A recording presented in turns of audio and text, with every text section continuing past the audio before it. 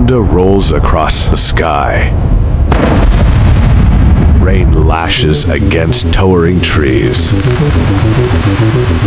The ancient forest glues with strange blue light as shadows move between the trunks.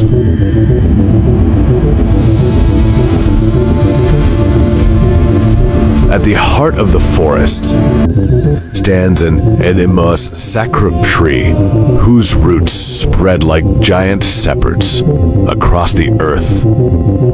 Around it kneel elders from two neighboring kingdoms, Kingdom of Orum and Kingdom of Mavora. Between them rests a golden calabash filled with sacred water. The oldest priest raises his staff. Today, we renew the covenant. As long as both kingdoms honor the forest, the land shall know peace. The kings nod, but the young king of Orum, proud and ambitious, steps forward. Why should we continue bowing to a forest? Our people need more land, more farms, more wealth, not old traditions. The elders exchanged worried glances. The high priest speaks softly. The forest is alive. It remembers every promise. Break this covenant and it will take something no army can recover. The young king laughs. He draws his sword. With one powerful swing, the sacred tree is wounded. The forest suddenly falls silent. The wind stops. Even the rain freezes in the air for a heartbeat. Then, a deep voice echoes from everywhere at once. You have chosen pride over wisdom. You shall harvest sorrow instead of crops. The ground trembles. Roots both from the earth. The kings fall to their knees. The spirit continues. From this day onward, the men of Orum shall enter these woods, but many shall never find their way home.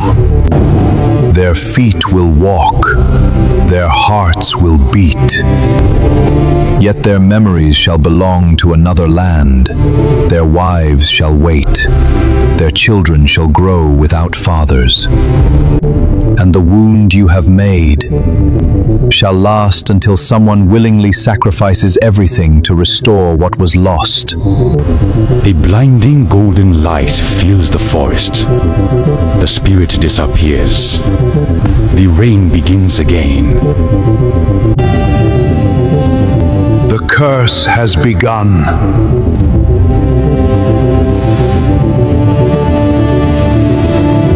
Mystic tales and legends. Enter a world of ancient stories and forgotten legends. Golden sunlight washes over a thriving African kingdom. Women grind grains.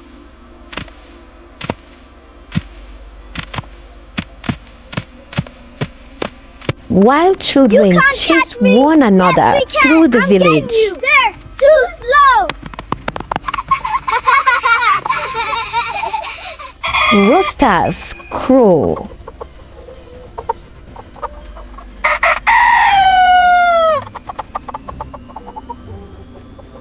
Smoke rises from cooking fires.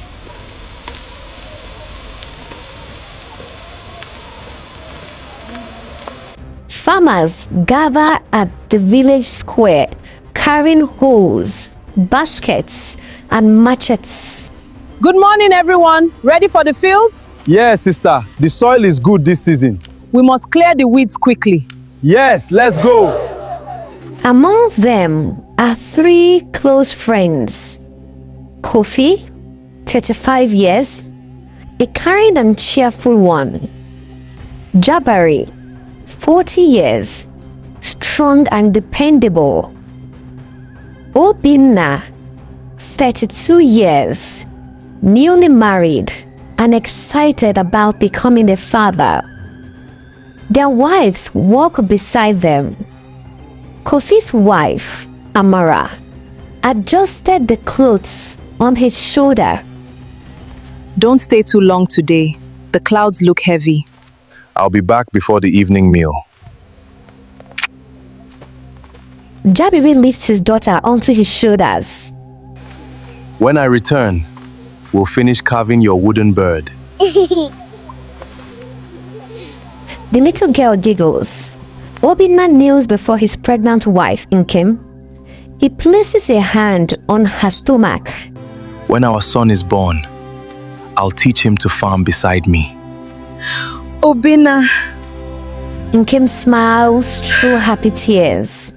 She has no idea this will be the last word she hears from her husband for many years. The village drum sounds. The farmers begin walking towards the western forests. The women wave until they disappear among the trees. No one notices a strange mist beginning to gather deep beside the forests. The morning sun filters through the towering Iruko and mahogany trees as dozens of farmers from the Kingdom of Orum walk together along a familiar forest trail. Birds sing overhead and the air is cool with the scent of damp earth. Leading the group are Kofi, Jabari, and Obinna, lifelong friends whose laughter echoes through the trees. We'll feast after this. Behind them, other farmers chat about the coming harvest. If the rains continue like this, we'll have the best yam harvest in 10 years. Then our wives will finally stop complaining that we bring home small baskets. Obinna smiles, but his thoughts drift to his pregnant wife. By this time next season, I'll be bringing my son here. I'll teach him how to plant the first seed with his own hands. You're already dreaming of a son. What if it's a daughter? Then she'll grow stronger than any son. The men laughs again. The farmers reach a shallow river.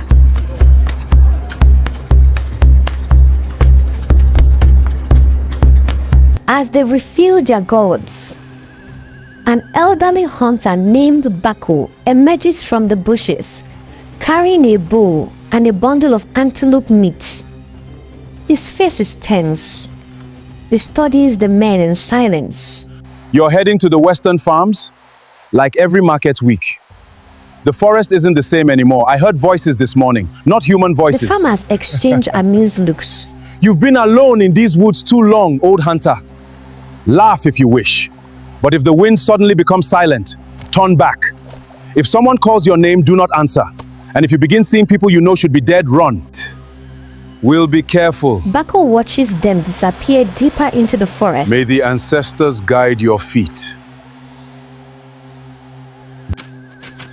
The fields stretch across rolling hills. The men spread out and begin walking. Holes strike the soil. Seeds are planted. Bundles of cassava are harvested. This one is heavy. Keep going, we are almost done. Yes, keep them in the baskets. Good work, brothers.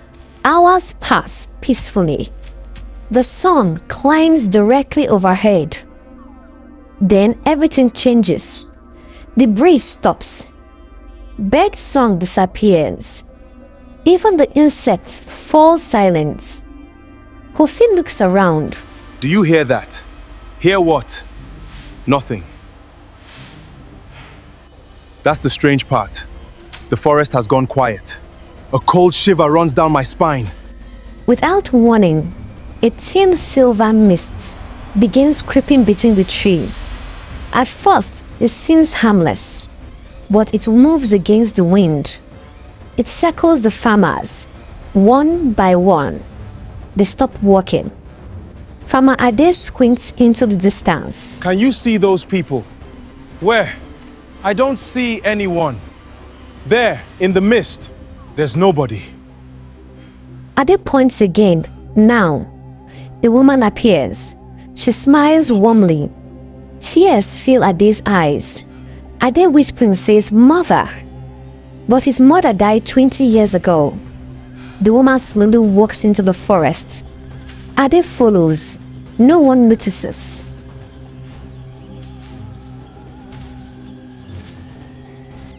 Obina suddenly hears laughter. Children's laughter. He turns. A little boy stands among the trees. The child smiles. Father! Obina's eyes widen. His Father! unborn child couldn't possibly be standing there. The little boy reaches out his hand. Come home! Without realizing it, Obina begins walking. Jabiri notices. Obina! Where are you going? Obina doesn't answer. His eyes remain fixed ahead. Kofi rushes towards him. Suddenly, Kofi hears another voice, soft, gentle, the voice of his own father who died when he was a teenager. Kofi, my son. Father! Kofi freezes. His breathing becomes heavy. The mist thickens. Shapes move inside it. People long gone, lost friends, forgotten relatives. Each farmer sees someone different. Each hears a familiar voice. One by one, they begin leaving the fields. The men walk as if hypnotized. No one speaks. The mist wraps around them like flowing white cloth. Behind them, the baskets remain in the fields. The holes lie abandoned. Half-harvested crops sway gently in the wind. The forest swallows the farmers. The mist vanishes as quickly as it appeared. Silence returns. The fields are empty. Only scattered tools remain. It don't begin boil low. I dey add the tomatoes The now. women It go prepare sweet the well evening well. meal. Children run towards the village entrance. A child says, "Father is coming." Everyone looks, but no one appears. The sky turns orange, then dark. One by one, the wives gathered at the village gates. Amara scans the road. Something feels off. Nkem clutches her swollen belly. Jabiri's daughter holds a tiny wooden bed her father promised to finish carving. Hours pass. No footsteps. No voices. No husbands. Only the sound of the wind. The village drum beats 3 slow warnings. The chief steps into the square. His face pale. Close the gates. No one enters the forest tonight. The wives exchanged frightened glances. Deep in the darkness beyond the trees, a pair of glowing eyes opens. Then another. Then dozens more. Somewhere in the unseen forest, an airy whisper. They have arrived.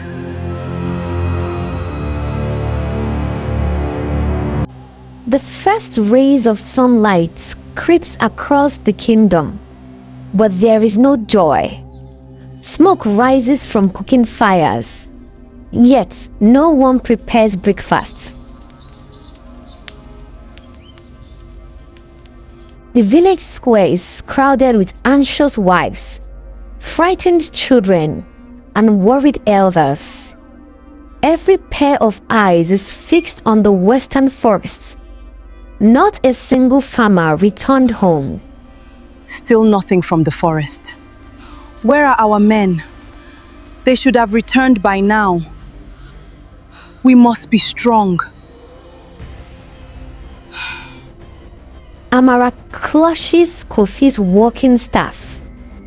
Nkem sits beneath a tree, tears rolling down her cheeks as she gently rubs her pregnant stomach. Jabiri's daughter refuses to let go of the unfinished wooden bed her father had promised to complete. An uneasy silence hangs over the kingdom. King Adesina sits on the throne, surrounded by his council. No one speaks. The silence is finally broken by Chief Guard. Your Majesty, we searched every path leading to the farms. We found only their tools. No footprints, no signs of a struggle, no blood, nothing. 32 men do not simply disappear. Search again. Search every cave, every river, every hill. Bring my people home. Yes, Your Majesty.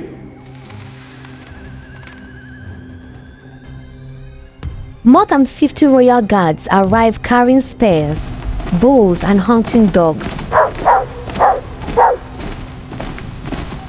The dogs eagerly sniff the abandoned holes and baskets. One dog suddenly whimpers. Its ears flatten. It refuses to move. Another dog begins barking wildly towards the forest. Then suddenly turns and runs back towards the village. The hunters stare in disbelief. Their leader kneels beside the earth. There are footprints, hundreds of them. They all lead into the forest, none return. The guards follow the trail carefully. The deeper they walk, the quieter the forest becomes. No birds, no insects. Even the leaves seem afraid to move. One young guard whispers, Captain, doesn't this place feel wrong? Keep moving. No one walks alone. Stay together.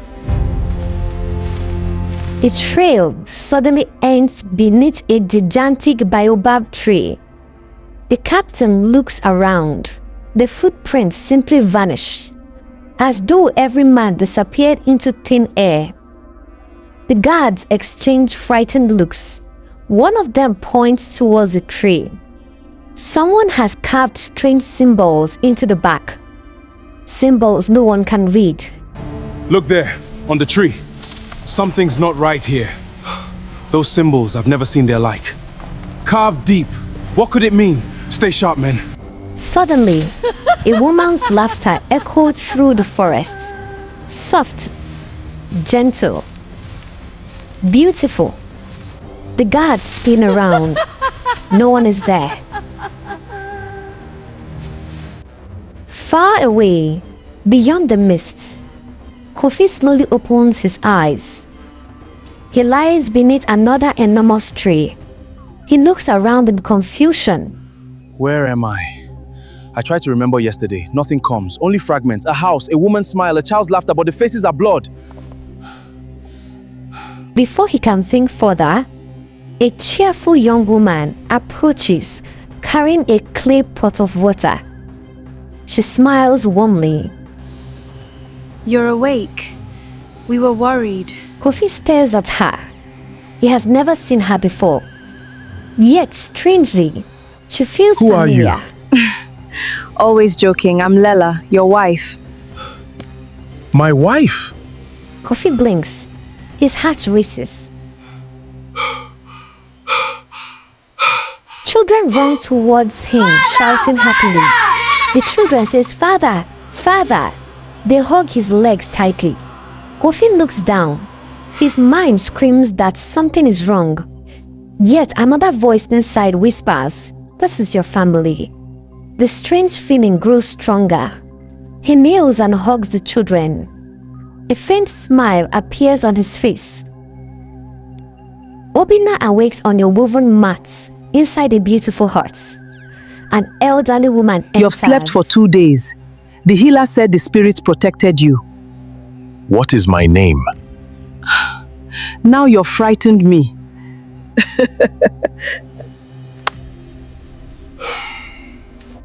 You're Kilan. You've lived here all your life. Kilan. The name sounds strangely familiar, although somewhere deep inside, another name struggles to be remembered.